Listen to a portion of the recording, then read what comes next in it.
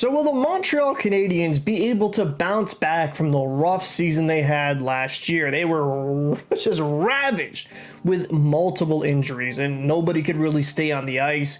You had some guys like Sean Monahan that kind of has a history of injuries, but then you have other players like Cole Caulfield, young, promising, was on pace to score around 40 goals last year, just gets taken out very early in the season.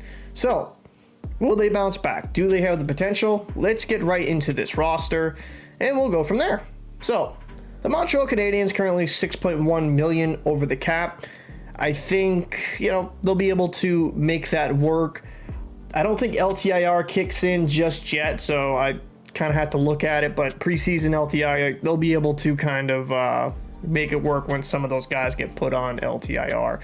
So, going right into the depth chart of the Montreal Canadiens. Now, you'll notice a trend. You will notice a trend. Two players played 82 games last year up front for the Canadiens. Every single player on this roster besides those two played 69 games or less. It's like the reason why the Canadiens, were they a wild card team? I don't think so.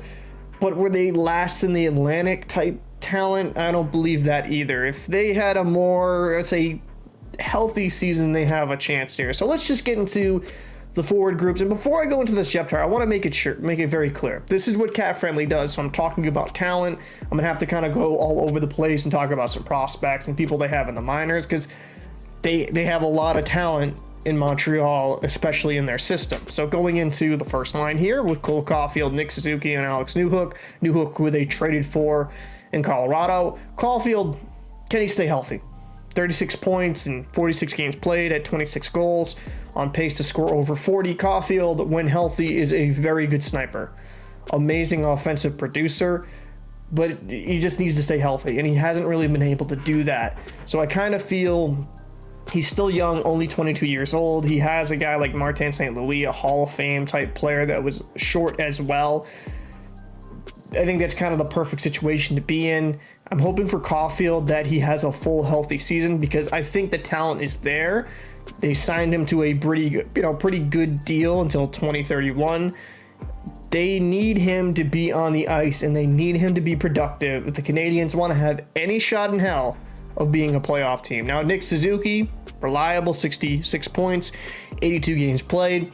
I have seen in some Montreal fan circles that they don't think Suzuki is enough as a number one center to take them to the promised land. And I think it's a bit unfair. He's a very good two-way center. He's only 24 years old. People act that as a two-way center, you need to be over a point per game. And if you don't have that, you're not going to win a cup. That's just not the truth. Suzuki is effective in both zones and has more. I think he has more in the tank offensively. I think he just might take him a year or two. I mean, to be quite, blank, right?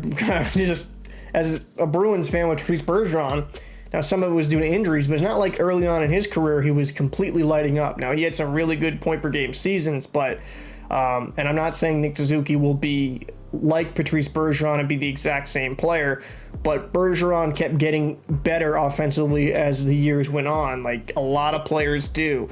And I've seen Suzuki and Bergeron comp with a lot of players, especially with his two-way game. I think Suzuki is still young and has more to give. Now, Alex Newhook is going to be interesting because they have him kind of slotted here in the right wing. I don't think this is how the line's going to work because he's played center and left wing. I watched him at Boston College play in the Hockey East. Very good player. He's only 22 years old. A little bit surprised that they decided to move off him in Colorado, but I think with all those big contracts, you got to do what you got to do. But in 82 games played, 14 goals, 16 assists for 30 points.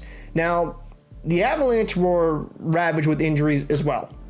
A lot of their star players are out. Landeskog, I think his career might be done at this point, but Newhook did have a lot of opportunities last year to show he can produce, and I think 30 points in 82 games played is not bad. Will he be good enough for that top six? Again, he's young, and I think him going to a young roster like the Canadiens is kind of a perfect scenario for him. The Avalanche want to win now. I don't think Newhook would be, at this stage in his career, ready to be a second line center on a Stanley Cup contender, but I do believe eventually he could get there. And heck, I think for him, a successful season would be probably around 40, 50 points, showing increase in production and also being responsible in both ends of the ice. Getting into the second line, Kirby Dach came over from Chicago, filled a really nice role here. Chicago Blackhawks just gave up on him. Big kid, 6'4", and in Montreal, it looks like a perfect fit. This looks like a very good player that would be a quality second line center for years to come, and they haven't signed until 2026. I think with Kirby Dach, it's a nice fit. For me, the question mark on this line they have on Cap Friendly would be Slafkovsky. 10 points in 39 games played. First overall pick in 2022. He's a rookie. I'm not giving up on him. He's got physical traits that you want to have on the wing. Can play either wing. I still believe there's more in the tank for him. I'm just very leery of demanding a lot from a teenager. If you can get a good productive season from him, I think that's amazing. But I think sometimes as fans from every market, we're a little bit too harsh on these rookies that come in with like a high draft status. And we fail to realize in some situations like this, it's only 18, right? You're facing, for the first time in their life, they're facing against grown men. Slafkovsky, for me, is a successful season would be around 30 points, floating around there. I think he's got some good physical tools. Offensively, he might be a little bit limited. I think he should eventually turn into a very solid top 6 guy. But for me, like 30 points, I think would be, a very good season on him. Maybe 40, flirting with 40. And the theme with this team is youth, right? Because they do also have youth in the system. Josh Anderson, I mean, that's a quality guy. 32 points in 69 games played. Going into the third line, Harvey Bernard, young player, 20 points in 34 games played. A lot of young players had an opportunity to showcase themselves last year due to a lot of the injuries, and I think they might have something there with him. I really do. I liked what I saw from him, his effort, and he's young as well. Like I said, 24 years old. The other two on this line, Sean Monahan and Brendan Gallagher, can they stay healthy? Monahan, it's hard to blame somebody for just how many injuries they deal with out his career. In Calgary, he had both the hip issues. Montreal, again, another injury. I can't depend on him in 82 games played. I just can't. You can't depend on Monahan to even show up, I would say 70. A successful year for Monahan, at least in my opinion, would be at least playing 60 games, right? At least 60, and maybe flirting around due to the games played there, maybe around 40 points or so. Monahan, when on the ice, looked really good. 17 points in 25 games played. But if you're not available, I mean, it's just rough to really count on Monahan as that third line center. Brendan Gallagher, 37 games played, 14 points. Gallagher, very good leader, kind of a smaller size guy at 5'9". I like Gallagher when healthy. I just worry, will he be able to stay healthy? He's only 31. It's not like the dude's ancient by any stretch of the imagination, but as you get older, it becomes more difficult to rehab from injuries and be healthy. When he was on the ice, he looked, pretty decent. Some Canadiens fans are a little bit more excited because they're like, okay, he's coming back this year, hopefully fully healthy, and then they can get him back to the former Gallagher form. And if that's the case, if Gallagher and Monahan can really recapture some of what they've done in their past, you're looking at a very deep team. But with the Canadiens, it's hard because with some of the injury history, it's very tough for me to believe in them playing a full 82. In the fourth line, like Pearson, Evans, and Pizzetta, I think that's quality. That's fine for a fourth line. It's not going to blow your doors down, but that's good enough. So when I'm looking at the forward group of the Canadiens, it's hard for me to judge because just going off this depth chart, will they be able to stay healthy? If they're healthy, I think they're about average with the potential of maybe being a bit more, right, towards the top of the middle of the pack. But if they can't stay healthy and they can't be on the ice, I'm just not sure if they'll be good enough up front to be in a wild card spot. That's just, I know you could probably be arguing, well, injuries, if injuries happen to any team, that's a bad thing. Agreed. But when you have to call up young guys that aren't ready, you do definitely see a notable hit. Now, going into some of the young guys, with Cap Friendly, they does weirds like prospects and then training, so I'm going to have to jump around a bit. But, you got to like what you see. Sean Farrell, I think there's a little bit more there. Owen Beck, he was drafted 33rd overall in 2022. Philip Mazar, he's looked good. There's so much young talent on this Canadiens roster. And that has you looking like, very optimistically for their future. Another, few key, Luke Tuck, will he be able to be anything? Some of these guys are a year or two or maybe multiple years away. But what I like about the Canadiens is they have a plethora of depth on forward for the prospects and also on defense, and we'll get into that shortly. Let's go into the defense for the Canadiens. You got Michael Matheson, you got Gouli on the D pair, and Gouli, young 21-year-old defenseman, 6'2". I liked a little bit of his game. I think at times, due to the youth, you saw some miscues, but that's to be expected. It's one of the more difficult positions to learn at the NHL level. Matheson could be a quality defender when he's there. I think that's a fine top pairing, especially for this type of team. And Arbor Wi-Fi, or Hayek, is he going to be a top 4 guy? No, I don't see that. I think he's perfect in that bottom pairing role. He kind of came on out of nowhere when he made the NHL. I like his physicality. I love his game. And I think in a bottom pairing situation, he's absolutely perfect. And that's good because he's going to be a restricted free agent and next season. That gives him all the motivation in the world to play the best way he can to secure a long-term contract, or maybe a few multi-year contract to be good for many years to come. And David Savard, he can be quality when healthy. It was kind of hard to judge him again because there was so much injuries last year for Montreal, but I think he's fine. I think David Savard in the top 4 is fine. Jordan Harris and Kosevic, I think they're fine too. I think a bottom pairing, Kosevic, I think he'd be fine. As for Jordan Harris, he's a young defenseman. I think you can see a little bit more from him as well. And what a lot of Canadian fans are excited, right? Like Justin Barron came up, 39 games played, 4 goals, 11 assists for 15 points. He looked pretty solid. And you have a lot of defensive depth also in their system. You drafted 5th overall Dave Reinbacher. He's had a very good camp. He's looked good in these scrimmages. Will he be able to make the club? No, he'll most likely go back overseas, but there's talent. You got Logan Mailloux. He got approved, I believe, finally to come to the be accepted at the NHL level now. He's a very good prospect, 6'3". Then you got Lane Hutson, good smaller defenseman at 5'9", but good some offensive talent. Yeah, I mean, I like what I see. The Canadiens, right, have a bright future. I don't think anyone can really doubt that. As for where I believe they fit, it's hard because there's a lot of youth. And this is what I've talked about with the Buffalo Sabres. Sometimes that youth can be a detriment because it's one of the more difficult positions to play outside of goal. It's probably the most difficult position to play if you're saying outside of goal, the goaltending thing, because there's just so much responsibility as a defenseman at the NHL level.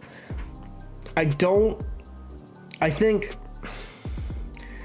depending on how things shake out, I think Barron will play a little bit more minutes. Maybe they even make a trade with some of these veterans, but I think with a lot of the youth and what they have in the system, I think they're probably going to be about average, below average, with the potential to maybe be above average decor if people stay healthy and if the young guys really come into their own. I like Matheson. I think he's good enough. Gouli looked good. I think Barron, I liked his potential. Hayek in a bottom pairing. I love the way the physical style of play he has, but it's just there's so much youth. I do worry if that will come back to bite them at times. But so if you're gonna put a gun to my head, I would say about an average NHL defense decor at best. Going into the goaltending, Samuel Montembeault, Jake Allen. The team in front of them wasn't amazing, so it's kind of hard to blame the goaltending. I think Jake Allen has struggled. He kind of struggled mightily last year, and not all of that's on him. He played 42 games, 3.55 goals against average, 891 save percentage. Samuel Montembeault, I thought he played very good in stretches as well. 40 games played, 3.42 goals against average, and 901 save percentage. Jake Allen at one point was looked at as a very solid number one. I'm not as sure about that anymore. Montembeault, hats off to him. People didn't think he would ever fulfill any type of potential at the NHL level at some point because he just didn't really flourish. If I was having to rank this current goaltending tandem, I think they're kind of below average. Now, I do think they have the potential to be more than that. If Jake Allen has a better team in front of him, with so much youth up front, on the back end, I'm not sure they're currently good enough to mask any deficiencies that their goaltender has, so a lot of it just kind of rides on them. So I think production-wise, below average. I think Jake Allen's an okay, like an average NHL goaltender. Montembeault, he played solid last year for all things considered, but none of these goaltenders to me are like Carey Price. Let's just call that, call a strike, a ball, right? Carey Price being out on LTIR, his career essentially over. That's a massive hit because Carey Price was one of the best goaltenders in the world for a very long time. And if I'm the Canadiens, you got to be looking for the future to hopefully find that next Carey Price, find that next guy, because I don't think Allen or Montembeault are either of them, right? And going into the system for the goaltending, I mean, Caden Primo, can he battle into a spot? What did he play? Did he play Northeastern, if I believe, right? I believe he played Northeastern. Caden Primo looked okay at times in certain call-ups.